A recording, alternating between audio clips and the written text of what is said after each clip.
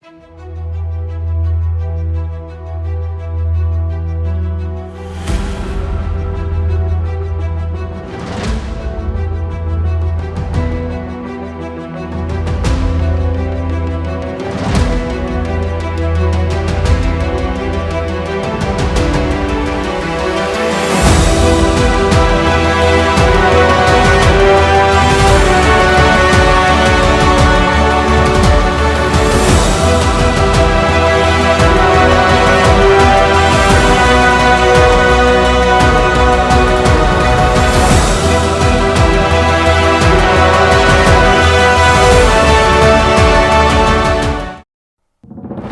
کے بار اس نے عثمانی حکومت کے ساتھ جنگ کا ارادہ کیا۔ اس نے بایزید کے سفیر کو بریابی کا حکم دیا اور اس نے تمام شکایات اور مخالفانہ سازشوں سے آگاہ کیا جو ان کی حکومت کی طرف سے عمل میں آئی تھی، اور وہ معاملات بھی یاد دلائے جو حتمی معاہدے سے 2 سال قبل وجود میں آئے تھے۔ دو ہمسایوں کے مابین جبکہ دونوں جاپسند ہوں، جنگ کے لیے کسی معقول جواز کی تلاش کی ضرورت نہیں ہوتی۔ مغلوں اور ترکوں کی فتوحات ایک دوسرے کی حدود تک پہنچ گئی تھی۔ ان کی سرحدیں وقت اور بعض معاہدوں کے مطابق طے شدہ تھیں۔ ان دونوں جاپسند بادشاہوں نے ایک دوسرے کے خلاف سرحدی خلاف ورزی کا الزام عائد کیا۔ فتوحات کے معاملے میں تیمور کسی کو اپنے برابر نہ سمجھتا تھا اور بایزید بھی کسی کی برتری قبول کر لینے کے لیے تیار نہیں تھا۔ تیمور نے جو پہلا خط لکھا وہ بایزید سے تعلقات کی بہتری کے بجائے اسے مشتعل کرنے کا بہانہ ثابت ہوا۔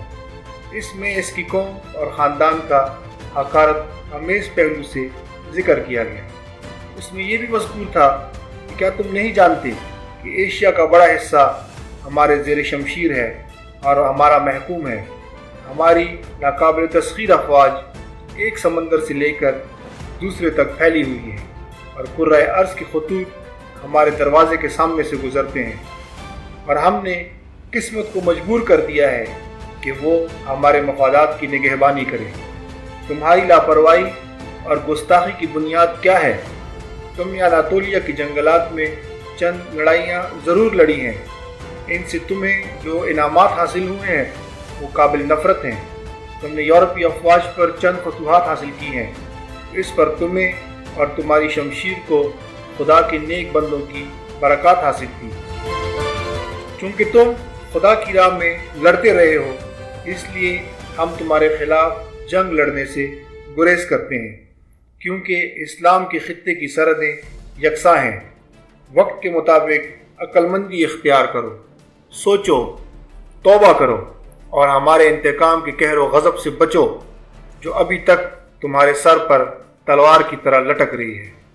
تمہاری حیثیت بہت معمولی ہے، ایک چونٹی سے زیادہ نہیں۔ تم ہاتھیوں کو اشتعال کیوں دلاتے ہو؟ ڈرو کہ ہاتھی تمہیں پاؤں کے نیچے رون ڈالے۔ اس کے جواب میں بایزید نے وہ تمام زہر اگل دیا جس میں اس غیر معمولی بے عزتی کا بدلہ لیا گیا۔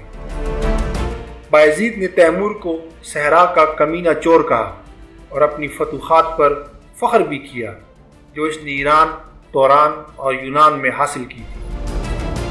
اس نے کہا کہ تمہارے پاس افواج بہت زیادہ ہیں، بے شک ہوں، مگر تاتاری تیر اندازوں کا شمشیر بردار اور کلہاڑا بردار جنگجوؤں سے کوئی مقابلہ نہیں۔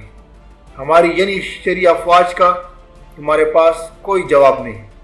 میں ان بادشاہوں کا تحفظ کرتا رہوں گا جنہوں نے ہم سے پناہ کی درخواست کی ہے۔ 1402 کا موسم گرما شروع ہوتے ہی مشرقی یورپ کے فاتح نے اور سربیا کے بادشاہ لزارس کے 20,000 زراپوش سوار بھی ان سے آ ملے۔ وقائع نگار لکھتے ہیں کہ وہ سر سے پاؤں تک فولاد میں اس طرح غرق تھے کہ صرف آنکھیں نظر آتی تھیں۔ یہی یونانی اور بلاچیائی افواج بھی اپنے نئے آقا سلطان بایزید کی مدد کے لیے حاضر ہو گئیں۔ فوج کی کل تعداد 1,20,000 اور 2,50,000 کے درمیان بتائی جاتی ہے۔ بایزید کی سپاہ تمام عمر فتوحات حاصل کرتی آئی تھی۔ اس کے سپاہی اور ینیچری ہر وقت ہتھیار بند رہتے تھے، اس کا نظم و ضبط بڑا کڑا تھا۔ اس کا ہر فرد بایزید کا اسی طرح وفادار تھا جس طرح غلام اپنے آقاؤں کے وفادار ہوا کرتے ہیں۔ اسی لیے بایزید کو اپنی فتح کا کامل یقین تھا اور اس نے تیمور کے انتظار کے دن جشن منانے میں گزارے۔ بایزید نے اپنی رجمنٹوں کو مناسب مقامات پر متعین کیا اور تیمور کا انتظار کرنے لگا۔ اس انتظار میں 3 دن گزرے، پھر 5 دن گزرے، یہاں تک کہ پورا ہفتہ گزر گیا، مگر تاتاری نمودار نہ ہوئے۔ پھر اس کے کراول سیواس سے جن لوگوں کو پکڑ کر لائے، انہوں نے یہ تشویشناک خبر سنائی کہ سیواس میں اس وقت تاتاریوں کے چند دفاعی دستے ہیں، باقی فوج تیمور اپنے ساتھ لے کر کب کا ترکوں کی طرف روانہ ہو چکا ہے۔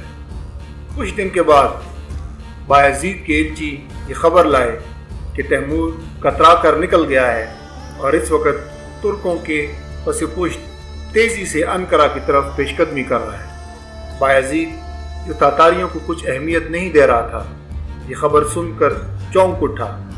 اس نے دریا پار کیا اور دشمن کے پیچھے پیچھے اپنے مستقر کی طرف روانہ ہوا۔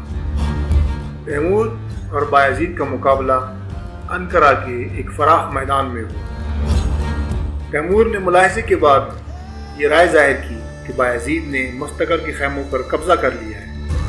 پھر انہوں نے اپنے امیر کے حکم سے اس چھوٹے سے دریا پر بند باندھا جو انقرہ میں ہو کر گزرتا تھا۔ اس کا راستہ اس طرح بدلا کہ اب اس کے پیچھے آنے والی ترک فوجوں پر اس دریا کا پانی بند ہو گیا۔ اس کے علاوہ جس چشمے سے پانی لیا جا سکتا تھا اسے بھی تیمور نے بند کرا دیا اور اس میں غلاظت ڈلوا دی۔ اسی اثناء میں اس کے سپاہی شہر کی فصیل توڑنے کی کوشش کر رہے تھے۔ کراولوں نے بایزید کے بارے میں اطلاع دی کہ وہ اس وقت یہاں سے 12 میل کے فاصلے پر ہے۔ تیمور شہر فتح کرنے کا ارادہ ترک کر دیا، بلکہ جو سپاہی ایک برج پر پہنچ چکے تھے انہیں بھی نیچے بلایا۔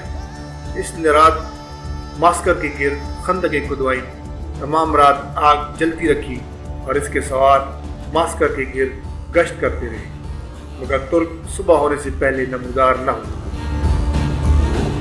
ترک فوجیں ایک ہفتے سے کوچ کرتی آ رہی اور انہیں رفتار بھی تیز رکھنی پڑ رہی تھی۔ تاتاری ان کے آگے آگے جہاں سے گزرے وہاں انہوں نے تباہی پھیلا دی۔ اب انقرہ پہنچ کر ترک فوجوں نے جو پہلی تھکی ماندی اور بھوکی پیاسی تھی، یہ دیکھا کہ تاتاری ان کے ماسکر پر قابض ہو چکے ہیں۔ ستم بالائے ستم یہ کہ پانی تک پہنچنے کے لیے بھی تاتاریوں کے ماسکر سے ہو کر گزرنا پڑتا، کہیں پانی دستیاب نہیں تھا۔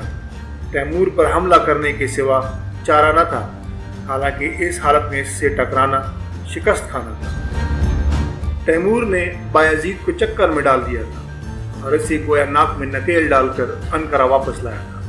بایزید تلواریں نیاموں سے نکلنے سے پہلے ہی لڑائی ہار چکا تھا۔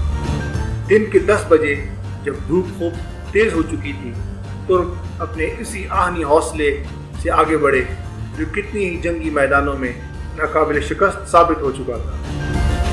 محاذ جنگ 15 میل سے آگے تک پھیلا ہوا تھا۔